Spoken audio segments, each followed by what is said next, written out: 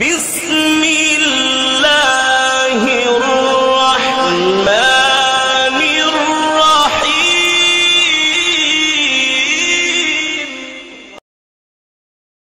کہ تم دن رات ایک دوسرے سے دولت میں، راحت میں آگے بڑھنے کی فکر میں لگے ہوئے ہو،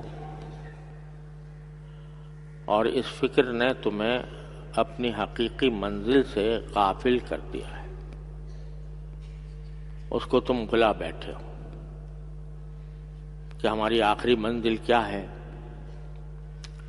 اور ہمیں کہاں جانا ہے، کہاں مستقل طور پر رہنا ہے، اور وہاں پر ہمیں اپنے اعمال کا کس طرح حساب دینا ہے۔ یہ ساری باتیں تمہاری دنیاوی جد و جہد کے انہماک میں تمہاری آنکھوں سے اوجھل ہوتی رہتی ہیں۔ اس کا نتیجہ یہ ہے کہ تم صبح سے شام تک اپنی دنیا ٹھیک کرنے کے لیے تو لگے رہتے ہو، لیکن جو آخرت کی ابدی زندگی ہے، جو کبھی ختم ہونے والی نہیں ہے، اس کے لیے تیاری کرنے کا خیال تمہیں آتا۔ یہ آتا ہے تو بہت کم آتا ہے، تو غافل کر رکھا ہے تم کو، یہاں تک کہ اسی فکر میں، دنیا کے زیادہ سے زیادہ حصول میں آگے بڑھتے ہوئے تم ایک دن قبرستان تک پہنچ جاتے ہو، جبکہ عمل کا وقت گزر چکا ہوتا ہے۔ تو تمہیں ہرگز ایسا نہیں کرنا چاہیے۔ کلا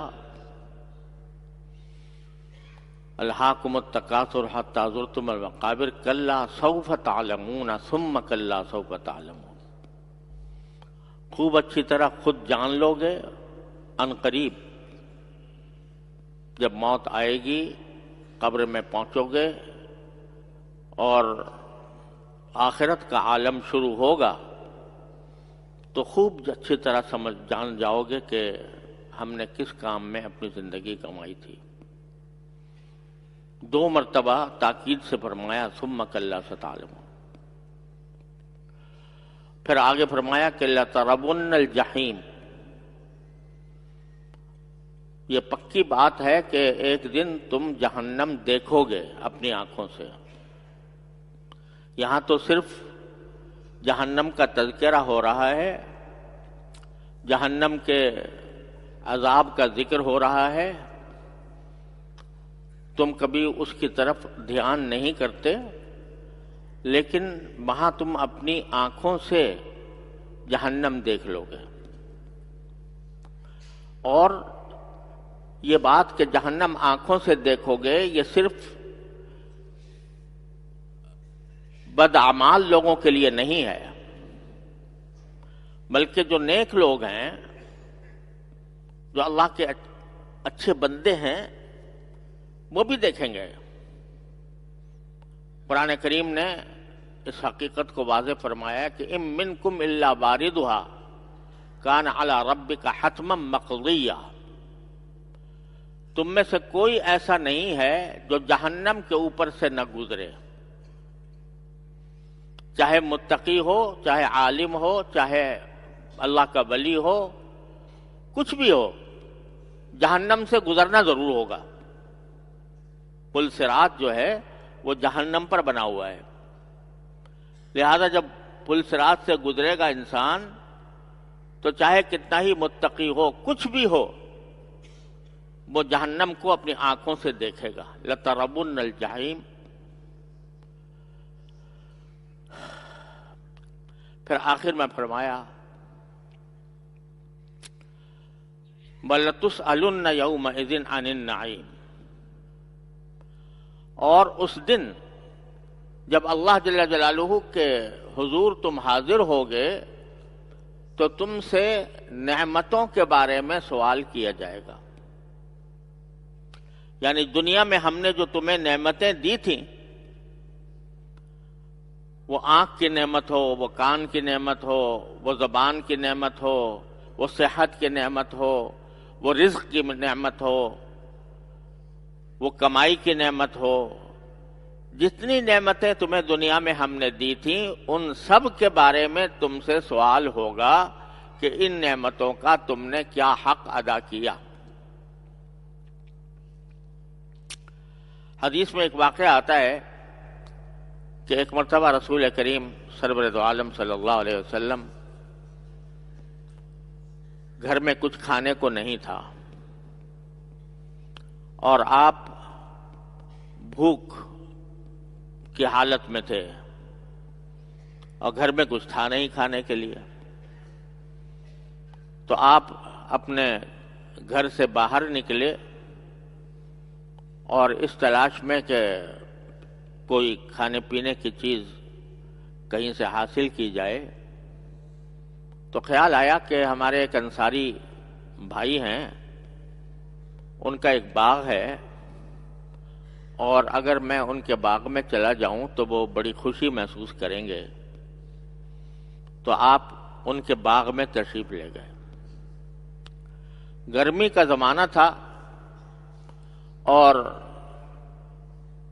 کھجوروں کا ان کا باغ تھا، تو رسول کریم صلی اللہ علیہ وسلم ان کے باغ میں تشریف لے گئے۔ وہ صحابی آپ کو دیکھ کر خوشی سے پھولے نہ سمائے کہ رسول کریم صلی اللہ علیہ وسلم میرے باغ میں تشریف لائے ہیں۔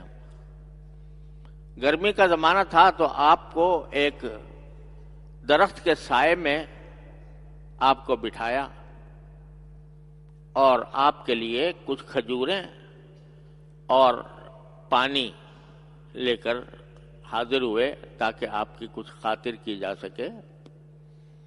تو اس باغ میں کھجوریں ہی تھیں، کھجوریں لے آئے اور پانی لے آئے۔ رسول کریم صلی اللہ علیہ وسلم نے وہ کھجوریں تناول فرمائیں، پانی پیا، اس کے بعد حاضرین سے فرمایا کہ یہ جو قرآن کریم میں فرمایا گیا ہے کہ تم سے نعمتوں کے بارے میں سوال ہوگا، تو یہ جو میں اس وقت کھجور کھا رہا ہوں یا پانی پی رہا ہوں یا درخت کے سائے میں بیٹھا ہوں، یہ بھی اللہ تبارک و تعالیٰ کی نعمتیں ہیں، ان کے بارے میں بھی سوال ہوگا کہ ان نعمتوں کا تم نے کیا حق ادا کیا۔ تو اس سے یہ بتا دیا کہ نعیم جو قرآن کریم نے فرمایا کہ نعمتوں کے بارے میں سوال ہوگا، اس میں چھوٹی بڑی ہر قسم کی نعمت اس میں شامل ہے۔ انسان اپنی زندگی میں بالغ ہونے کے وقت سے لے کر اور مرتے دم تک جتنی نعمتوں سے فائدہ اٹھاتا ہے ان سب کے بارے میں سوال ہوگا کہ تم نے ان نعمتوں کا کیا حق ادا کیا۔